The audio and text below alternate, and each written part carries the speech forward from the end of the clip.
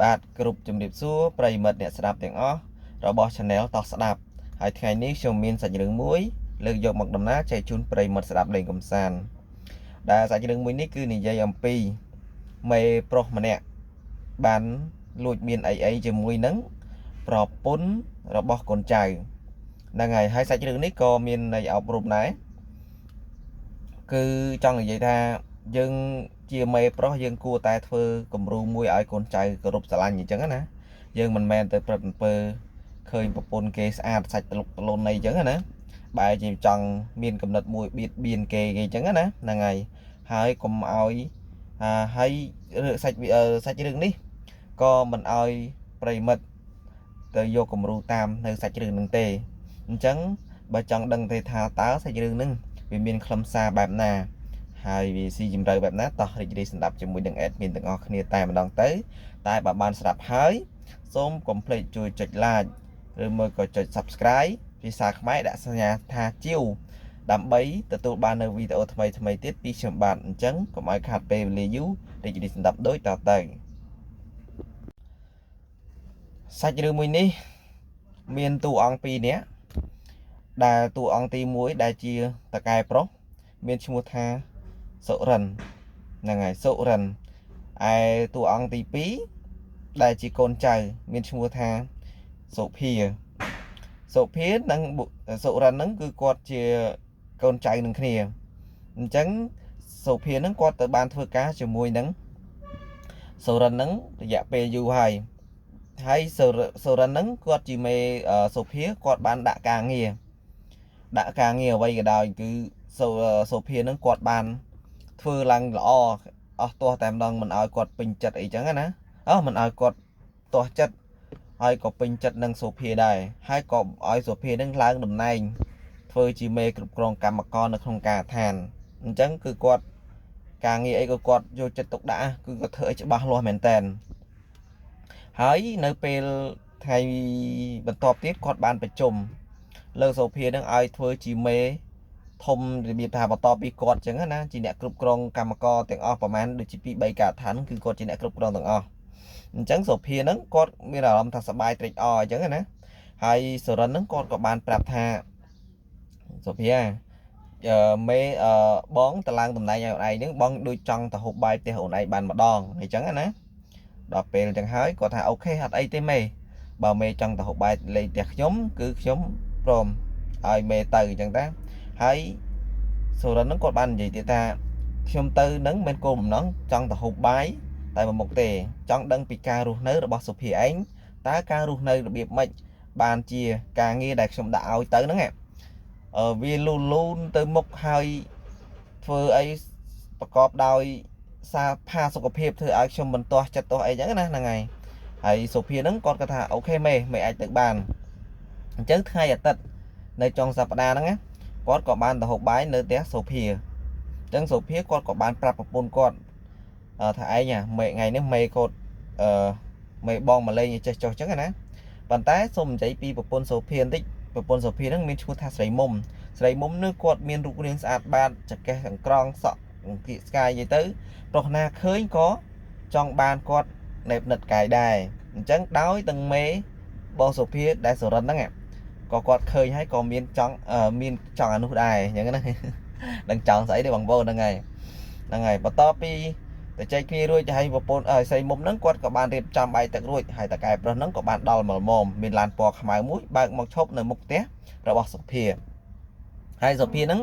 គាត់រស់នៅហ្នឹងគឺគាត់មិនមែនថានៅផ្ទះបរិយអីណាទេគាត់នៅក្នុងបន្ទប់ជួល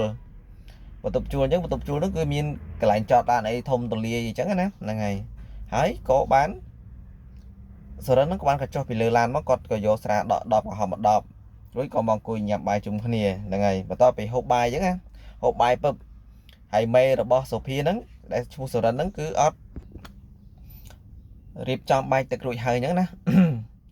ហើយចុះពីលើឡានគាត់មានស្រាកំហំមកដបអញ្ចឹងទៅដល់ពេលមកអង្គុយញ៉ាំបាយពឹបសុរិនហ្នឹងគឺគាត់អត់មាននិយាយរឿងការងារអីទេគឺគាត់ញ៉ាំបាយបដើគាត់ឃើញស្រីមុំមានសាច់ត្លុកត្លុនដូចសាច់នំបញ្ចុកសាច់ដូចបណ្ដូលចេកអញ្ចឹងណាដូចនំបាញ់ដឿកជ្រលក់ទឹកស្ករអញ្ចឹងណាឲ្យត្លុកត្លុនអញ្ចឹងគាត់ក៏បាននិយាយថា មុំមុំឯងរូបរាងស្អាតបាតអញ្ចឹងអត់មានចង់រកការងារណាមកធ្វើជាមួយបងទេសូរិននិយាយអញ្ចឹងណាហើយស្រីមុំក៏បាននិយាយឆ្លើយតបទៅវិញទៅមេប្តីគាត់វិញថាអត់ទេបងខ្ញុំចង់រស់នៅជុំប្តីជុំកូនខ្ញុំវិញព្រោះខ្ញុំអត់ចង់ទៅធ្វើការណាឆ្ងាយពីប្តីខ្ញុំទេដល់ពេលអញ្ចឹងទៅសូរិនហ្នឹងគាត់ក៏និយាយទៀតថាបើអូនឯងទៅធ្វើការអូនឯងនៅទៅផ្ទះបងស្ដាយងាប់ហើយបោះសម្រស់ស្អាតយ៉ាងនេះដល់ពេលអញ្ចឹងទៅហើយគាត់ហ្នឹងស្រីមុំហ្នឹងគាត់និយាយរឿងខ្នាញ់ចិត្តដែរគាត់ថាគាត់ដឹកក្នុងចិត្តថាមេនេះដូចជាមិនទេគាត់អត់ធ្វើទុកចិត្តអញ្ចឹងណាបន្ទាប់ពីញ៉ាំបាយរួចហើយហើយរួចពិភាក្សាគ្នានិយាយរួចគាត់ក៏ស្អែកឡើងណាគាត់ថាសម្រូវស្អែកគាត់មានកំណត់មួយគាត់ថាស្អែកហ្នឹងឲ្យបញ្ជូនសុភាហ្នឹងទៅមើលការឋានមកកន្លែងទៀតនៅឆ្ងាយដែលចុះខេតអញ្ចឹងណាទៅតែចុះខេតអញ្ចឹងគាត់ក៏បានដាក់ផែនការចេះចុះអញ្ចឹងទៅហើយស្រីមុំហ្នឹងគាត់ក៏អត់សប្បាយក្នុងចិត្តដែរដោយសារតែនិយាយពីបញ្ហារឿងសម្រស់របស់គាត់ហើយបែរជាសុកឲ្យមេប្តីរបស់គាត់ហ្នឹងចុះទៅខេតអញ្ចឹងគាត់ក៏បានដាក់គម្រោងការហ្នឹងឲ្យសុភាហ្នឹងទៅខេតដល់ពេលដាក់ទៅខេតហើយសុភាហ្នឹងក៏បានធ្វើតាមបញ្ជារួចទៅមើលការខាងនៅខេតហើយតម្រូវឲ្យសុភាហ្នឹងដេកនៅខេតមួយយប់អញ្ចឹងពីកំណត់បើសាច់រឿងហ្នឹង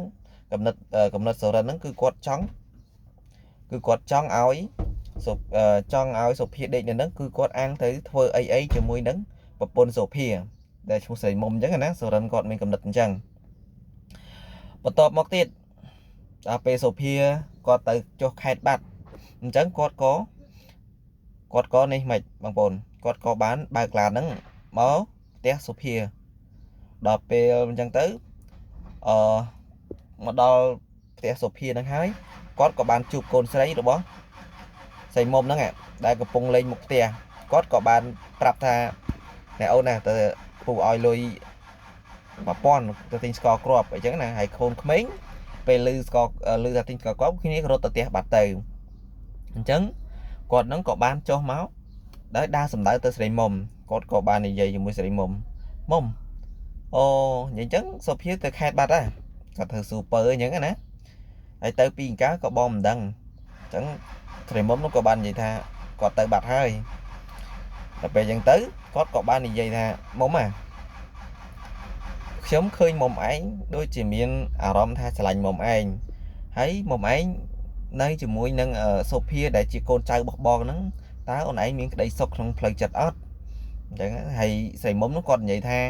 អត់ទេមេបងខ្ញុំនៅជាមួយប្តីខ្ញុំមានក្តីសុខណាស់ហើយសូរិនហ្នឹងគាត់ក៏និយាយទៀតថាឥឡូវចេះអូនឯងព្រមនៅជាមួយបងទៅបងនឹងទិញផ្ទះឲ្យធំជាងនេះហើយនឹងមានឡានជិះទៅល្អហើយលុយកាន់ចាយពេញដៃស្រីមុំគាត់ក៏បាននិយាយតបទៅវិញថាបងឯងមើលងាយខ្ញុំពេកហើយទោះបីខ្ញុំនៅផ្ទះប្រពន្ធណាខ្ញុំនៅជាមួយប្តីរបស់ខ្ញុំក៏ខ្ញុំមានក្តីសុខដែរហើយមិនគួរថាបងឯងមានចេតនាចង់មើលងាយខ្ញុំបែបហ្នឹងទេពេលហ្នឹងណាបងប្អូនសូរិនហ្នឹងគាត់ក៏ស្ទុះទៅអោបស្រីមុំហើយអោបអញ្ចឹងទៅស្រីមុំគាត់ប្រឹងរើដែរតែរើមិនរួចដល់ពេលអញ្ចឹងទៅស្រីមុំគាត់ក៏បានប្រកបព្រាមថាលែងខ្ញុំបើមិនលែងខ្ញុំទេខ្ញុំនឹងស្រែកឲ្យផ្អើលសូរិនហ្នឹងគាត់និយាយទៀតថាអូនឯងទៅស្រែកក៏គ្មានប្រយោជន៍ដែរអត់មានអ្នកណាជួយអូនឯងទេហើយដល់ពេលអញ្ចឹងទៅគាត់ក៏បតាយបតប់គ្នានិយាយទៅគាត់ធ្វើម៉េចឲ្យតែដល់ពេលចាប់ផ្ដួលស្រីមុំហើយសូរិនហ្នឹងគាត់បានសវេសវាហើយពេលហ្នឹងស្រីមុំគឺគាត់អត់មានបានស្លៀកខោក្នុងទេអញ្ចឹងធ្វើឲ្យសូរិនហ្នឹងមានឱកាសជាច្រើនក៏បានបោះចាប់បង្ខំឲ្យស្រីមុំហ្នឹងព្រមជាមួយគេរហូតដល់បានសម្រេច 3-4 ដងអញ្ចឹងស្រីមុំដោយសារគាត់កម្លាំងមនុស្សស្រីដល់ពេលអញ្ចឹងទៅគាត់ស្រែកមិនរួចហើយស្រែកទៅត្រូវនឹងនេះសូរិនហ្នឹងក៏បឺតបត់ជាប់អញ្ចឹងណាបងប្អូនគឺមាត់គាត់ទៅនឹងមាត់សូរិនគាត់ជាប់គ្នាអញ្ចឹងទៅគាត់ក៏ហ្នឹងហើយក៏អីជាមួយនឹងស្រីមុំហ្នឹងរហូតដល់បានសម្រេចស្រីមុំហ្នឹងគឺគាត់នឹកឃើញក្នុងចិត្តគឺគាត់អត់បានជាមួយនឹងមេប្តីរបស់គាត់អញ្ចឹងណាមិនគួរណាថោកទាបអីចឹងណាថោកទាបទៅមកធ្វើអញ្ចឹងដាក់គាត់ហើយទោះបីតែមានលុយក៏ដោយមិនគួរបៀតបៀនអញ្ចឹងណាព្រោះអីគាត់ជាមេគេប៉ុន្តែគាត់អត់ធ្វើឲ្យកូនចៅគោរពទេ នឹងបន្ទាប់ពីមានអីជាមួយនឹងគ្នារួចហើយហ្នឹងហើយគាត់ហ្នឹងក៏បាននិយាយជាមួយនឹងស្រីមុំថាមុំឯងកុំមកអីចាំខ្ញុំហ្នឹងទិញឡានថ្មីផ្ទះថ្មីហើយកុំយករឿងហ្នឹងទៅប្រាប់សុភាឲ្យដឹងសោះហ្នឹងហើយបន្ទាប់ពីមានអីជាមួយនឹងគាត់នឹងស្រីមុំរួចហើយគាត់ក៏ជិះឡានធ្វើធម្មតាគាត់ថានិយាយថារបៀបថាមនុស្សប្រុសតែនេះហើយគេសប្បាយចិត្តគេមានក្តីសុខអីចឹងណាហ្នឹងហើយគាត់ហ្នឹងក៏នៅក្នុងចិត្តថាហេប្រពន្ធសុភានេះអែមដែរតា